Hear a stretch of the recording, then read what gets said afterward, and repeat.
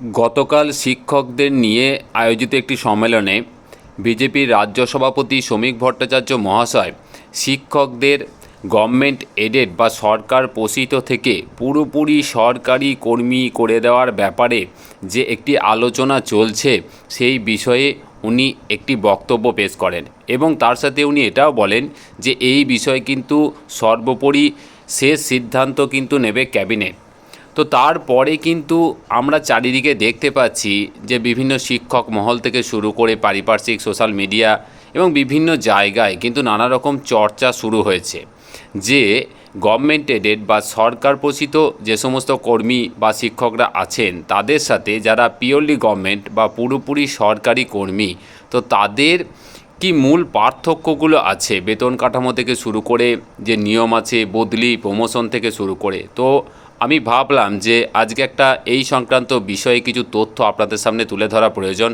তাই আমি আপনাদের কাছে রিকোয়েস্ট করব, আমি চেষ্টা করেছি সব দিকটাকে খুব সহজ সরলভাবে খুব সংক্ষিপ্ত আকারে আপনাদের সামনে তুলে ধরার। তাই আপনাদের কাছে রিকোয়েস্ট, স্কিপ করবেন না, স্কিপ করলে অনেক কিছু কিন্তু মিস করে যাবেন।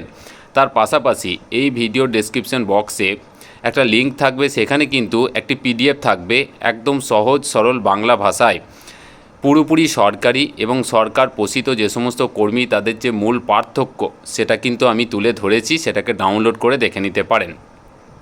তো চলুন এবার আসল বিষয়টির ওপর কিন্তু ফোকাস করা যাক। দেখুন, মূলত যে বিষয়টি এখন আলোচনার কেন্দ্রবিন্দুতে রয়েছে সেটি হচ্ছে যে পশ্চিমবঙ্গের সরকার পোষিত এবং পূর্ণাঙ্গ সরকারি স্কুল শিক্ষকদের মধ্যে যে বিভিন্ন বিষয়ের যে মূল পার্থক্য সেগুলি কী কী। এখানে বিভিন্ন বিষয় বলতে আমি মূলত বেতন সংক্রান্ত, ছুটি, হেলথ স্কিম, বদলি এবং অন্যান্য নিয়মের একটা তুলনামূলক বিশ্লেষণ আপনাদের সামনে তুলে ধরছি। এই পিডিএফটি আপনারা সরাসরি ডেসক্রিপশন বক্স থেকে ডাউনলোড করে নিতে পারবেন। দেখুন, প্রথম যে পয়েন্টটা আমি তুলে ধরছি আপনাদের সামনে সেটি হচ্ছে নিয়োগকর্তা ও আইনি পদমর্যাদা।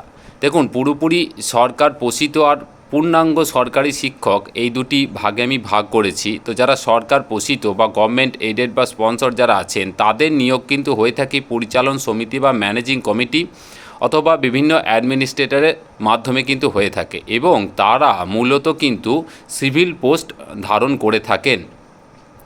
এক্ষেত্রে আমরা দেখেছি হাই স্কুলের ক্ষেত্রে নিয়োগ হয়ে থাকে এসএসসির মাধ্যমে এবং প্রাথমিক স্কুলের ক্ষেত্রে কিন্তু প্রাথমিক শিক্ষা পর্ষদের মাধ্যমে নিয়োগ হয়ে থাকে।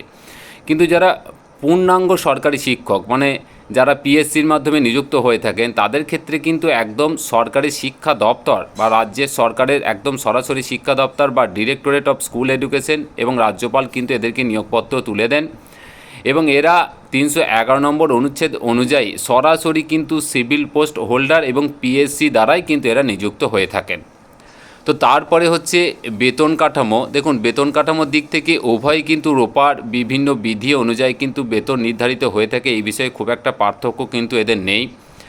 সরকার পোষিত যারা তাদের মূল বেতন, ডিএ, বাড়ি ভাড়া ভাতা ইত্যাদি তার সঙ্গে থাকে, আর যারা পুরোপুরি সরকারি তাদের ক্ষেত্রে একই জিনিস, বেসিক, ডিএ, এইচআরএ এই সমস্ত জিনিসগুলো কিন্তু থাকে। তো বেতনগত পার্থক্য কিন্তু উভয়ের ক্ষেত্রে সেরকম কিছু লক্ষ্য করা যায় না। ছুটি ও আনলিভ সংক্রান্ত কিছু বেসিক পার্থক্য আছে, যেমন ধরুন সরকার পোষিত তাদেরকে মূলত ভ্যাকেশন স্টাফ হিসাবে সে সমস্ত শিক্ষক শিক্ষিকাদের দেখা হয় এবং এক্ষেত্রে 14টাই শুধুমাত্র ক্যাজুয়াল লিভ পাওয়া যায়। তবে গ্রীষ্মকালীন এবং পুজোর সময় একটা দীর্ঘ ছুটি কিন্তু থাকে, কিন্তু আনলিভ কিন্তু কোনো রকম জমা হয় না বা সেই সুবিধা কিন্তু পাওয়া যায় না। তবে মেডিকেল লিভ কিন্তু বিশেষ নিয়মে পাওয়া যায়। কিন্তু যারা পুরোপুরি সরকারি কর্মী তাদের ক্ষেত্রে ডাব্লিউবিএসআর দ্বারা নিয়ন্ত্রিত হয়ে থাকে, এদেরকে কিন্তু সরাসরি ভ্যাকেশন স্টাফ হিসেবে গণ্য করা হয় না। এরা পুরোপুরি স্টেট গভর্নমেন্টের স্টাফ এবং এরা কিন্তু একদম পুরোপুরি সরকারি নিয়ম অনুযায়ী ইএল বা আর্ন লিভ কিন্তু পান এবং অনেক ক্ষেত্রে প্রশাসনিক দায়িত্ব থাকলে বছরে 30 দিন পর্যন্ত কিন্তু আর্ন লিভ পাওয়া যায় এবং যা সর্বোচ্চ আপনি আপনার সার্ভিস লাইফে 300 দিন পর্যন্ত জমাতে পারেন এবং সেই যে আর্ন লিভ আপনার জমবে, মানে আপনি যদি কোনো সিএল না নেন তো সর্বোচ্চ আপনার সার্ভিস লাইফে 300 দিন পর্যন্ত টাকা কিন্তু আপনি ক্লেম করতে পারবেন বা সেই টাকাটা আপনি পাবেন 300 দিনের মজুরি হিসাবে। তারপরে দেখুন, ওয়েস্ট বেঙ্গল হেলথ স্কিম, আমরা জানি যে 500 টাকা করে চিকিৎসা ভাতা দেওয়া হয় বিভিন্ন যারা এইডেড সংস্থার শিক্ষক আছেন। এদের আলাদা করে কিন্তু ডাব্লিউবিএইচএসের কোনো সুবিধা আপাতত নেই, কিন্তু যারা পূর্ণাঙ্গ সরকারি কর্মী বা সরকারি শিক্ষক তাদের কিন্তু ডাব্লিউবিএইচএসের সুবিধা আছে এবং এক্ষেত্রে ক্যাশলেস চিকিৎসা এবং রিইম্বার্সমেন্টের যে সুবিধা সেটা কিন্তু পাওয়া যায়। ট্রান্সফার বা বদলি বিষয়ে কিন্তু বেশ একটা বেশ পার্থক্য আছে, সেটা হচ্ছে দেখুন ট্রান্সফারের ক্ষেত্রে কিন্তু মূলত উচ্চশ্রী পোর্টাল এবং মিউচুয়াল ট্রান্সফার বা স্পেশাল গ্রাউন্ডে বদলি কিন্তু হয়ে থাকে। আর সরকার চাইলেই যখন তখন রাজ্যের যে কোনো প্রান্তে অবশ্যই কিন্তু বদলি করতে পারে, কিন্তু যারা পুরোপুরি সরকারি তাদের ক্ষেত্রে চাকরির অন্যতম শর্তই হচ্ছে কিন্তু বদলিযোগ্য, মানে এদের যে সার্ভিস সেটা কিন্তু পুরোপুরি ট্রান্সফারেবল এবং এক্ষেত্রে যেখানে খুশি যখন খুশি কিন্তু বদলি করা যেতে পারে। তো সরকার পোষিত যারা তারা কিন্তু কিছুটা হলেও এখানে বেশি সুবিধা পেয়ে থাকেন। দেখুন প্রমোশনের ক্ষেত্রে মূলত যারা সরকার পোষিত তাদের ক্ষেত্রে কিন্তু সেরকম প্রমোশন কিছু সুবিধা নেই, শুধুমাত্র 10 বছর 20 বছরের যে বেনিফিট সেগুলি পাওয়া যায় বা সিএএস বা ক্যারিয়ার অ্যাডভান্সমেন্ট যে স্কিম বা একটা করে এক্সট্রা ইনক্রিমেন্ট পাওয়া যায়। কিন্তু পূর্ণাঙ্গ সরকারি যারা তাদের কিন্তু কাজের মূল্যায়ন এবং জ্যেষ্ঠতা বা সিনিয়রিটির ভিত্তিতে কিন্তু অবশ্যই যে ডিপার্টমেন্টাল প্রমোশন সেটা কিন্তু রয়েছে। সহকারী শিক্ষক থেকে সরাসরি প্রধান শিক্ষক হওয়া যায়, পরিদর্শকের বিভিন্ন রকম পদোন্নতির কিন্তু সুযোগ থেকে যায়।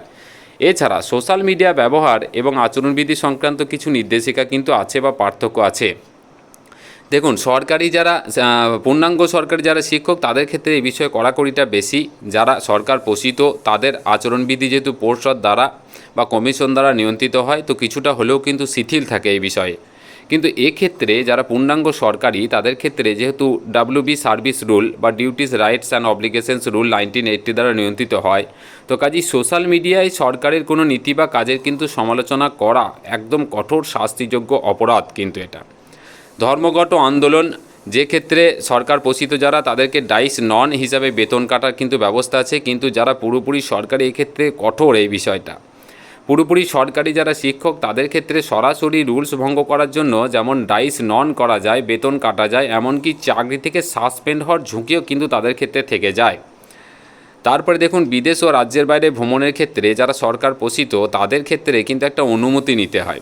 এক্ষেত্রে স্কুল ম্যানেজিং কমিটি এবং ডিআইয়ের কাছ থেকে অনুমতি বা এনওসি নিলেই কিন্তু চলে। কিন্তু যারা পুরোপুরি সরকারি তারা যদি বিদেশে ভ্রমণে যান সেক্ষেত্রে শিক্ষা দপ্তর এবং ডিরেক্টরেট থেকে কিন্তু এনওসি এবং ভিজিল্যান্স যে ক্লিয়ারেন্স সেটা কিন্তু সরাসরি নিতে হয় এবং এটা বেশ দীর্ঘ এবং বেশ কড়া একটা প্রসিডিওরের মধ্যে পড়ে। দেখুন অবসরকালীন সুবিধা বলতে যারা সরকার পোষিত তারা DCRB রুল 1981 অনুযায়ী পেনশন ও গ্র্যাচুইটি পান। পেনশনের টাকা DPPG বা directorate of pension provident fund and যে গ্রুপ ইন্স্যুরেন্স থেকে কিন্তু অনুমোদিত হয়। কিন্তু যারা পুরোপুরি সরকারি তাদের DCRB রুলস 1971 অনুযায়ী কিন্তু পেনশন পান। এদের প্রভিডেন্ট ফান্ড এবং পেনশন সরাসরি অ্যাকাউন্ট জেনারেল বা AGWB দ্বারা কিন্তু পরিচালিত হয়।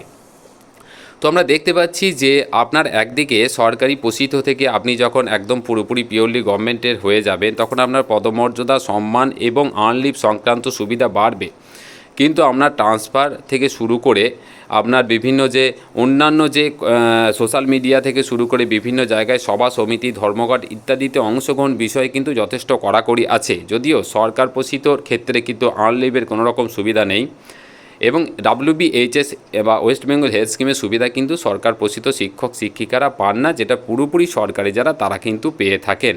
তো সুবিধা অসুবিধা উভয়ই আছে, এটা সম্পূর্ণরূপে নির্ভর করছে যারা কর্মী, যারা শিক্ষক শিক্ষিকা তাদের চাহিদার উপর নির্ভর করছে। আপনারা কি মনে করেন? আপনাদের গুরুত্বপূর্ণ মতামত অবশ্যই জানাবেন, আর যদি ভালো লাগে অবশ্যই চ্যানেলটিকে সাবস্ক্রাইব করবেন, ভিডিওটিকে বেশি বেশি করে শেয়ার করবেন। খুব ভালো থাকবেন।